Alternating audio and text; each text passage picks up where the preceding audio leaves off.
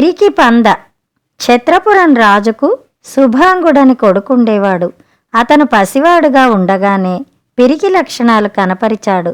ఏనుగుల గీంకారం వింటే కెవ్వున అరిచి ఏడ్చేవాడు. ఏ పులికున అయినా కంటపడితే నిలువునా వణికేవాడు. అతని పిరికితనం చూసి కొందరు ఇతను పెద్దవాడై రాజ్యం ఎలా ఏలుతాడు, శత్రువులతో ఎలా పోరుతాడు అనేవారు. ఇంకా పసివాడు కదా, పెరిగి పెద్దవాడై సింహాసనం మీద కూర్చునే నాటికి అందుకు అవసరమైన ధైర్య సాహసాలు అవే వస్తాయి అనేవారు మరికొందరు. శుభాంగుడు పెరిగి పెద్దవాడయ్యాడు.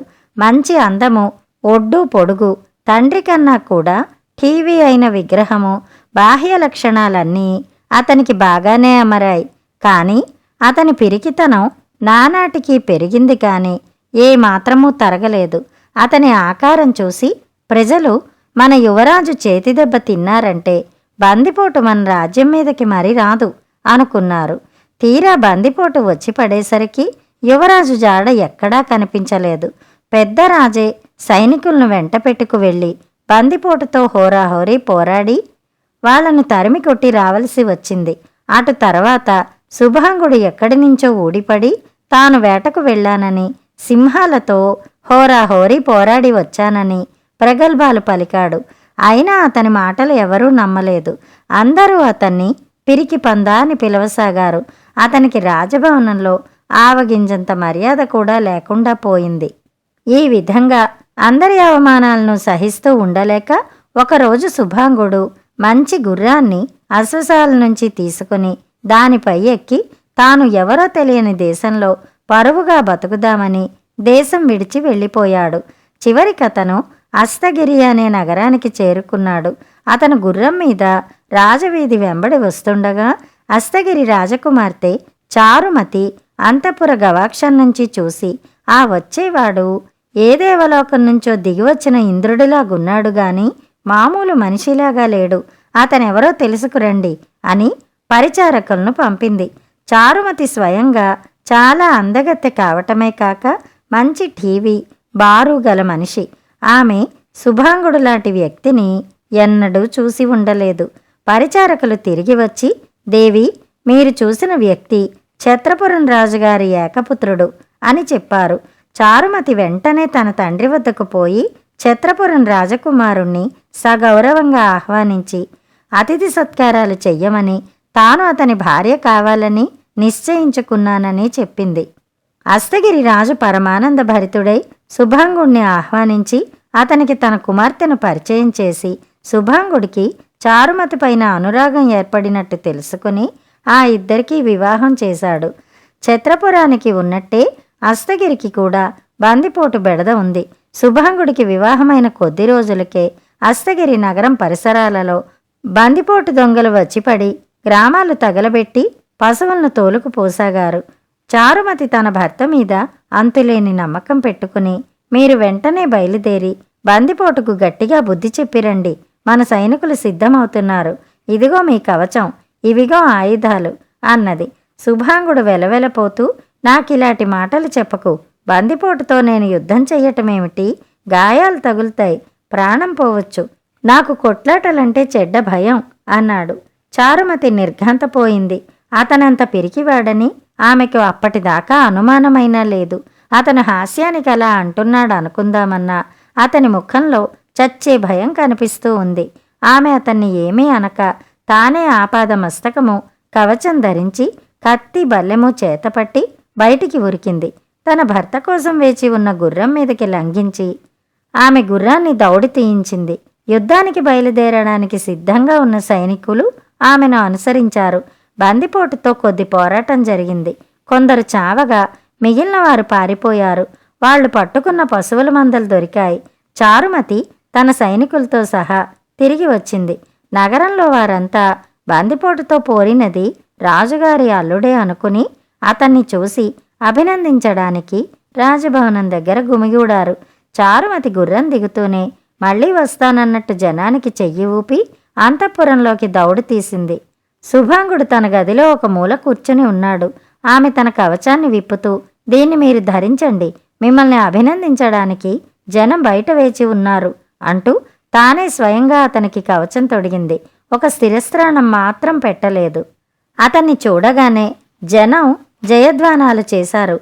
బందిపోటుతో పోరాడి వచ్చింది అతను కాదని రాజభవనంలో కూడా ఎవరికీ తెలీదు.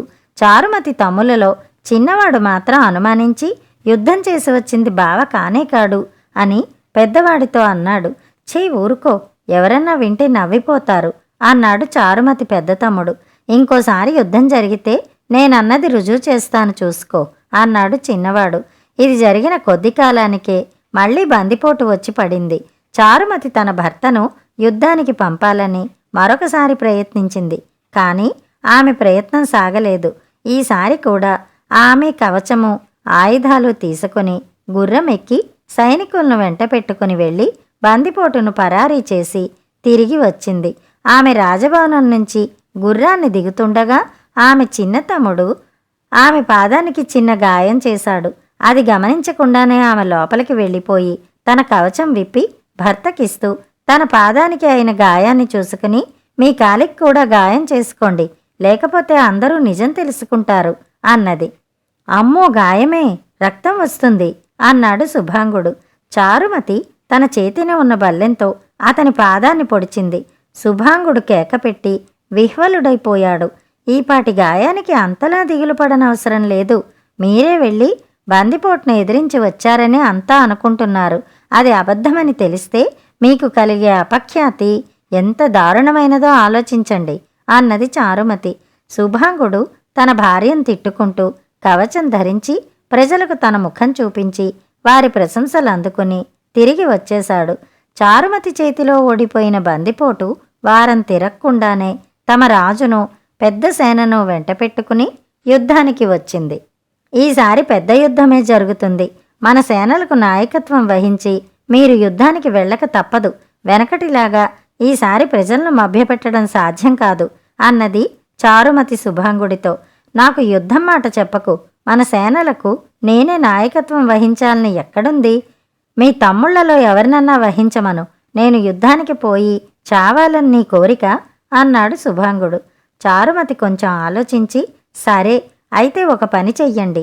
మీరు కవచం ధరించి గుర్రం ఎక్కి ముందుగా వెళ్ళి ఊరి వెలుపల చెరువు పక్క తోపులో ఆగండి.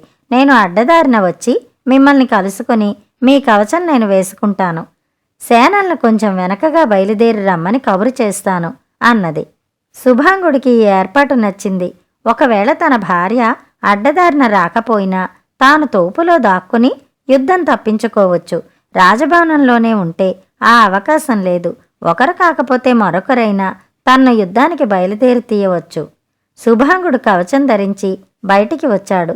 అతను వెంటనే వచ్చిన చారుమతి అతన్ని గుర్రం ఎక్కనిచ్చి ఆయుధాలు అందిస్తూ గుర్రం వెనక్కాళ్ల మీద కంచితో బలంగా కొట్టింది. ఆ దెబ్బకు గుర్రం పరుగు అందుకుంది. సైన్యాలు శుభాంగుడి గుర్రాన్ని చూడగానే తాము కూడా బయలుదేరాయి. శుభాంగుడికి గుర్రం దిగే అవకాశం గాని ఎక్కడైనా దాగే అవకాశం గానీ లేదు. అతను తిన్నగా శత్రుసేనలుండే చోటికి వెళ్ళాడు. రెండు సేనలకు మధ్య తీవ్రంగా పోరు జరిగింది. పిరికి పందగా ఎన్నోసార్లు నిరూపించుకుని ఉన్న శుభాంగుడు ప్రళయకాల యముడులాగా శత్రు సైనికులను నిర్మూలించి మహావీరుడని సైనికుల చేత పొగడ్తలు అందుకున్నాడు. విజయం అతనిదే అయింది. తన భర్తలో కలిగిన ఈ మార్పు చూసి చారుమతి ఆశ్చర్యపడలేదు. అతను భయపడుతూ వచ్చింది భయాన్ని తలుచుకునే గాని అపాయాన్ని గురించి కాదని ఆమె అది వరకే గ్రహించింది. అటు తరువాత శుభాంగుడు ఎన్నో యుద్ధాలు చేసి వీరాది వీరుడు అనిపించుకుని తన తండ్రికి మామగారికి కూడా ఎంతో ప్రతిష్ఠ తెచ్చాడు. కథ సమాప్తం. కథ కంచికి, మనం ఇంటికి.